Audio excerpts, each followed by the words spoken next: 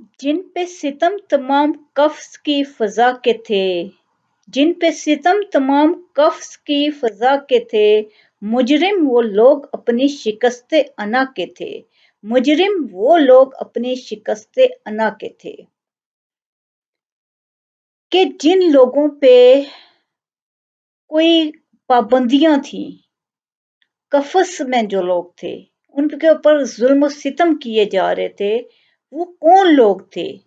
अगर जायजा लिया जाए तो जितने लोग इस किस्म के होते हैं बंद, इन पे बहुत इनको सोबतें बर्दाश्त करनी पड़ती हैं।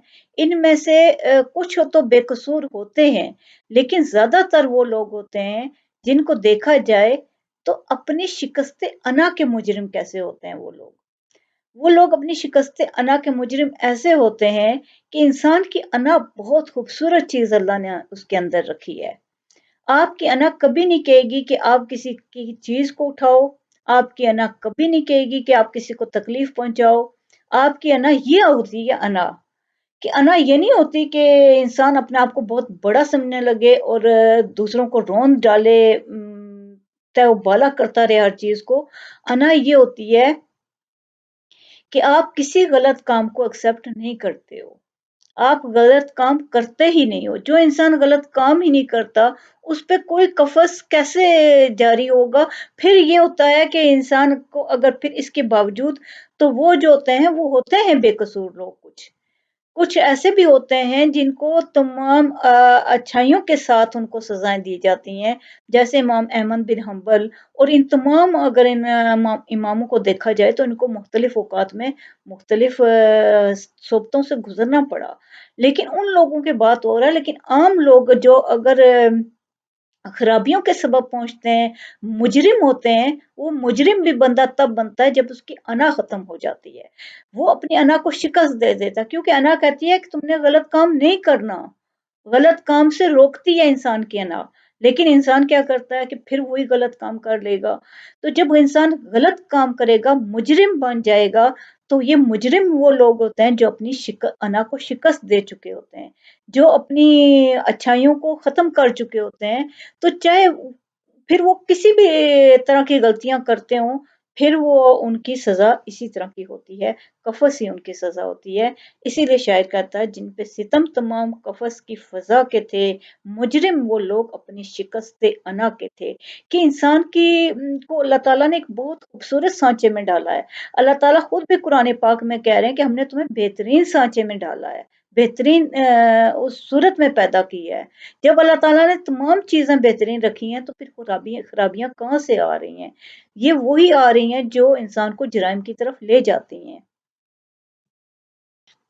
जिस दिल अंदर इश्क न रचिया, कुत्ते उस तू चंगे, मालिक दे घर राखी कर दे, साबिर भुखे नंगे। जिस दिल अंदर इश्क न रचिया, कुत्ते उस तू चंगे। कि इश्क क्या है? इश्क होती है कि आप का अंधा एतमाद, आपकी अंधी मोहब्बत। जैसे हजरत इब्राहिम अलैहिस्सलाम को इश्क खुदा था, तो वो आग में कूद गए थे कि इश्क नहीं देखता ये चीज। तो इश्क जिसके दिल के अंदर है ही नहीं, उसका क्या फायदा है? ये इश्क मजाजी की बात नहीं हो रही, इश्क हकीकी की बात हो रही है, अल्लाह से इश्क की बात हो रही है। कि अगर एक इंसान के दिल के अंदर अल्लाह से इतना इश्क नहीं है कि वो इंसानियत के लिए, फलाह के लिए काम कर सके, अच्छे काम कर सके। अल्लाह से इश्क होगा तो क्या इंसान कोई खराबी भी कर सकेगा? क्या कोई नबी जो थे उन्होंने किसी भी किस्म की जरा भी खराबी का शोबा हुआ था कहीं? नहीं। क्यों? कि ये इश्क हकीकी होता है जो इंसान को हर किस्म की खराबी से पाक कर देता है। तो ये मियाँ मोहम्मद बख्श कह रहे हैं कि जिस दिल अंदर इश्क न रचिया, उसका कोई फायदा नहीं है। उससे तो कुत्ते अच्छे होते हैं जो कम से कम वफादार तो होते हैं। और कितनी अजीब बात है कि वफादारी की जब भी मिसाल देनी हो तो इंसान कुत्ते की मिसाल देता है। क्यों?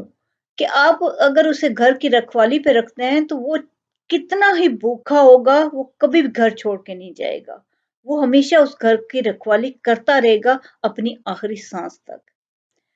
تو انسان کے دل کے اندر اللہ کا عشق اتنا ہونا چاہیے کہ ایک تو اس کے حکموں کی خلاف ورزی ہو ہی نہیں سکتی جب اس سے عشق ہوتا ہے۔ جس کا عشق ہوتا ہے انسان کبھی بھی اس کے کسی حکم کی خلاف ورزی کر ہی نہیں سکتا۔ اور یہ عشق وہ چیز ہے جو آپ کو انمول بنا دیتی ہے۔ ہم کہتے ہیں نا کہ کچھ لوگوں کے اوپر ایسا رنگ ہوتا ہے کہ وہ کبھی خرابی کر ہی نہیں سکتے۔ وہ کون لوگ ہوتے ہیں؟ یہ وہی لوگ ہوتے ہیں جن کو رب سے عشق ہوتا ہے۔ جب عشق اللہ کی ذات کا آ جاتا ہے انسان کے اندر، تو صوفیہ کرام کو دیکھیں کہ کہاں کتنی چھوٹی چھوٹی جگہوں پہ بیٹھے رہے، ساری زندگی اپنا رزق، اس کی پہچان یہ ہوتا ہے کہ انسان رزق حرام نہیں کھا سکتا، وہ انسان رزق حلال ہی کھائے گا، چاہے تھوڑا سا کھاتا رہے گا۔ لیکن یہ ہو ہی نہیں سکتا کہ ایسا انسان کسی کو بیوقوف بنائے۔ آج کل جو انسان ان چیزوں پہ نام نہاد بیٹھے ہوئے ہیں، وہ انسان کو سب سے پہلے تو دوسرے انسان سے متنفر کر دیتے ہیں۔ تو وہ عشق رب کیسے ہو سکتا ہے ان کے دل میں کہ وہ ایک انسان دوسرے انسان سے متنفر کر رہا ہے کسی کو۔ اسی طرح ہر غلط بات کا وہ مشورہ دے رہے ہوتے ہیں، رزق ضائع کرنے کا کہ قبرستان میں پھینکو، فلاں جگہ پہ پھینکو۔ یہ چیزیں نہیں ہوتی ہیں عشق میں۔ جو صوفی ہوتا ہے اس کا عشق اپنے اللہ تعالیٰ سے ہوتا ہے، تو پھر وہ انسان کو کیا کرتا ہے کہ انمول بنا دیتا ہے۔ تو جس کے دل کے اندر اللہ کا عشق آ جاتا ہے وہ انسانیت کے لیے بہترین انسان بن جاتا ہے۔ وہ یہ ہو ہی نہیں سکتا کہ وہ اللہ کی کسی بھی مخلوق کو کے لیے خرابی کا سوچے گا، کوئی خرابی کرے گا، کیونکہ اس کو پتا ہے کہ میں جس رب کے آگے سجدہ ریز ہو چکا ہوں، وہ رب میرا وہ رب ہے جو ہر چیز کا مالک ہے۔ تو پھر جب وہ مالک ہر چیز کا وہ ہے، تو پھر وہ انسانوں سے اس کو کیوں گلا شکوہ ہوگا؟ کیوں وہ کسی انسان سے اس کی کوئی بھی پرابلم ہوگی یا وہ فیل کرے گا کسی انسان کی طرف سے؟ کہتے ہیں نا کہ جو اللہ تعالیٰ کے قرب میں جیتے ہیں، ان کو کوئی تکلیف پہنچتی ہے تو وہ اس انسان کی طرف نہیں دیکھتے جو پہنچا رہا ہوتا ہے، وہ اللہ تعالیٰ کی ذات کی طرف چلے جاتے ہیں کہ ہمیں یہ تکلیف اگر اللہ تعالیٰ کی بہتری ہے اس میں، اور ہمیشہ ایسا ہوتا ہے کہ اگر آپ قصوروار نہیں ہیں تو پھر اللہ تعالیٰ کی اس میں بہتری ہی ہوتی ہے۔ اللہ تعالیٰ ہمیشہ اپنے انسان کو اس کے دشمنوں سے بھی فائدہ پہنچا رہے ہوتے ہیں، جو لوگ وہ دشمنی کر رہے ہوتے ہیں اللہ اس میں بھی اس انسان کا فائدہ رکھ رہے ہوتے ہیں، لیکن اس انسان کو خود پتہ نہیں ہوتا، اور کیونکہ وہ اپنے رب کی حکمت کو نہیں جان رہا ہوتا۔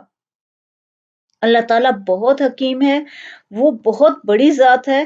اگر انسان کے دل کے اندر اس کا عشق آ جاتا ہے تو پھر اسے نہ تو دنیا کی پرواہ ہوگی، یہ دنیا ہے کیا چیز، ایک مچھر کے پر کے برابر بھی اگر اس کی حیثیت ہوتی حدیث میں ہے، تو اللہ تعالیٰ کسی جو نہ ماننے والے ہیں ان کو پانی کا ایک قطرہ بھی نہ دیتے، کہ اس دنیا کی حیثیت کچھ بھی نہیں ہے۔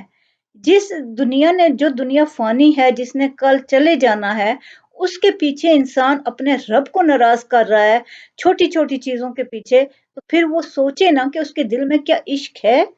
کیا اللہ تعالیٰ کا عشق ہوگا تو انسان کسی بھی جگہ پہ بددیانتی کرے گا؟ کیا اللہ تعالیٰ کا عشق ہوگا تو انسان کسی بھی جگہ پہ کوئی بھی خرابی کا کرے گا؟ کوئی بھی امن و سکون میں جو چیز خلل ڈال رہی ہوگی وہ وہیں چھوڑ دے گا۔ وہ بہت بڑے بڑے لوگ ہوتے تھے جنہوں نے بہت بڑا کچھ ہو جاتا تھا لیکن وہ اگنور کر جاتے تھے تو وہ مسئلے ختم ہو جاتے تھے وہیں۔ لیکن اگر چھوٹی سی چیز کو ہوا بنا دی جائے تو بے شمار مسئلے کھڑے ہو جاتے ہیں۔ تو جس کے دل میں رب کا عشق آ جاتا ہے وہ ان ساری چیزوں سے بری ہو جاتا ہے، پھر وہ ان چیزوں کو اہمیت نہیں دیتا کہ کیا ہو رہا ہے کیا نہیں ہو رہا، بلکہ وہ صرف اور صرف اپنے رب کی طرف دیکھ رہا ہوتا ہے کہ کیا رب مجھ سے ناراض ہے، اس لیے ایسا ہو رہا ہے کہ آیا میری آزمائش ہو رہی ہے رب کی طرف سے، کیونکہ رب بھی بعض اوقات آزما کے دیکھ رہے ہوتے ہیں کہ اگر ایسے ہوگا تو یہ کہ ان حالات میں یہ فساد کا سبب بن جائے گا یا امن برقرار رکھنے کے لیے سہ جائے گا۔ یہ چیز بھی اللہ تعالیٰ بھی ہمیشہ حضرت بلال سے کسی نے پوچھا کہ تم اللہ کو احد کہتے تھے تو تمہیں کیوں گھسیٹا گیا سڑکوں میں، تمہیں، تو انہوں نے کہا کہ تم جاتے ہو بازار تو جب کوئی برتن خریدتے ہو تو کیا اس کو چیک نہیں کرتے ہو کہ اس میں کوئی خرابی ہے یا نہیں ہے، کمزور ہے کہ نہیں؟ تو اللہ نے بھی مجھے چیک کیا تھا۔ تو یہ اللہ تعالیٰ کی آزمائش ہوتی ہے، بعض اوقات انسان کی مختلف طریقے سے آزمائش ہوتی ہے۔ تو جن کے دل کے اندر رب رہتا ہے، جن کو اللہ سے عشق ہوتا ہے، وہ کسی انسان سے گلہ نہیں کرتے، وہ کسی خرابی کا سبب نہیں بنتے۔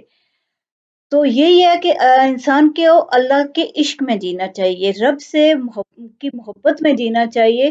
اگر آپ کی زندگی میں اللہ تعالیٰ کی پرائیورٹی سب سے زیادہ ہے، آپ کی زندگی کا مقصد اللہ کی رضا ہے، تو پھر آپ یقین کرو کہ نہ تو آپ کو کوئی تکلیف لگے گی، اور نہ پرابلم لگے گی، اور نہ کوئی پہنچانے والا تکلیف کو برا لگے گا، کیونکہ آپ کو پتا ہے کہ آپ کا رب نکال لے گا۔ اگر وہ حضرت یوسف علیہ السلام کو کنویں سے نکال سکتا ہے، موسیٰ علیہ السلام کو سمندر کے سامنے کھڑے ہو کے راستہ دے دیتا ہے سمندر، تو پھر اللہ کیا نہیں کر سکتا؟ حضرت ابراہیم علیہ السلام کے لیے آگ خود حکم دے رہا ہے کہ سلامتی ہو جا۔ وہ اللہ ہر چیز پہ حاوی ہے، قادر ہے، وہ ہر کام کر سکتا ہے، صرف اس پہ بھروسہ کریں اور اس کے عشق میں جئیں، اس کی محبت میں زندگی بسر کریں، تو آپ کی زندگی جو ہوتی ہے بے مثال ہو جائے گی۔ جن پہ ستم تمام قفس کی فضا کے تھے، جن پہ ستم تمام قفس کی فضا کے تھے، مجرم وہ لوگ اپنی شکست انا کے تھے، مجرم وہ لوگ اپنی شکست انا کے تھے۔ کہ جن لوگوں پہ کوئی پابندیاں تھیں، قفس میں جو لوگ تھے، ان کے اوپر ظلم و ستم کیے جا رہے تھے، وہ کون لوگ تھے؟ اگر جائزہ لیا جائے تو جتنے لوگ اس قسم کے ہوتے ہیں بند، ان پہ بہت ان کو صحبتیں برداشت کرنی پڑتی ہیں، ان میں سے کچھ تو بے قصور ہوتے ہیں، لیکن زیادہ تر وہ لوگ ہوتے ہیں جن کو دیکھا جائے تو اپنی شکست انا کے مجرم کیسے ہوتے ہیں وہ لوگ اپنی شکست انا کے مجرم ایسے ہوتے ہیں کہ انسان کی انا بہت خوبصورت چیز اللہ نے اس کے اندر رکھی ہے۔ آپ کی انا کبھی نہیں کہے گی کہ آپ کسی کی چیز کو اٹھاؤ، آپ کی انا کبھی نہیں کہے گی کہ آپ کسی کو تکلیف پہنچاؤ۔ آپ کی انا یہ ہوتی ہے، انا کہ انا یہ نہیں ہوتی کہ انسان اپنے آپ کو بہت بڑا سمجھنے لگے اور دوسروں کو روند ڈالے، تے وہ بالا کرتا رہے ہر چیز کو۔ انا یہ ہوتی ہے کہ آپ کسی غلط کام کو ایکسپٹ نہیں کرتے ہو، آپ غلط کام کرتے ہی نہیں ہو۔ جو انسان غلط کام ہی نہیں کرتا، اس پہ کوئی قفس کیسے جاری ہوگا؟ پھر یہ ہوتا ہے کہ انسان کو اگر پھر اس کے باوجود، تو وہ جو ہوتے ہیں وہ ہوتے ہیں بے قصور لوگ، کچھ ایسے بھی ہوتے ہیں جن کو تمام اچھائیوں کے ساتھ ان کو سزائیں دی جاتی ہیں، جیسے امام احمد بن حنبل، اور ان تمام اگر ان اماموں کو دیکھا جائے تو ان کو مختلف اوقات میں مختلف صحبتوں سے گزرنا پڑا، لیکن ان لوگوں کی بات ہو رہا ہے۔ لیکن عام لوگ جو اگر خرابیوں کے سبب پہنچتے ہیں، مجرم ہوتے ہیں، وہ مجرم بھی بندہ تب بنتا ہے جب اس کی انا ختم ہو جاتی ہے، وہ اپنی انا کو شکست دے دیتا ہے، کیونکہ انا کہتی ہے کہ تم نے غلط کام نہیں کرنا، غلط کام سے روکتی ہے انسان کی انا، لیکن انسان کیا کرتا ہے کہ پھر وہی غلط کام کر لے گا۔ تو جب انسان غلط کام کرے گا، مجرم بن جائے گا، تو یہ مجرم وہ لوگ ہوتے ہیں جو اپنی انا کو شکست دے چکے ہوتے ہیں، جو اپنی اچھائیوں کو ختم کر چکے ہوتے ہیں۔ تو چاہے پھر وہ کسی بھی طرح کی غلطیاں کرتے ہوں، پھر وہ ان کی سزا اسی طرح کی ہوتی ہے، قفس ہی ان کی سزا ہوتی ہے۔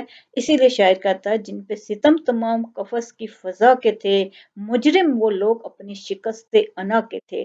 کہ انسان کو اللہ تعالیٰ نے ایک بہت خوبصورت سانچے میں ڈالا ہے۔ اللہ تعالیٰ خود بھی قرآن پاک میں کہہ رہے ہیں کہ ہم نے تمہیں بہترین سانچے میں ڈالا ہے، بہترین اس صورت میں پیدا کی ہے۔ جب اللہ تعالیٰ نے تمام چیزیں بہترین رکھی ہیں تو پھر خرابیاں کہاں سے آ رہی ہیں؟ یہ وہی آ رہی ہیں جو انسان کو جرائم کی طرف لے جاتی ہیں۔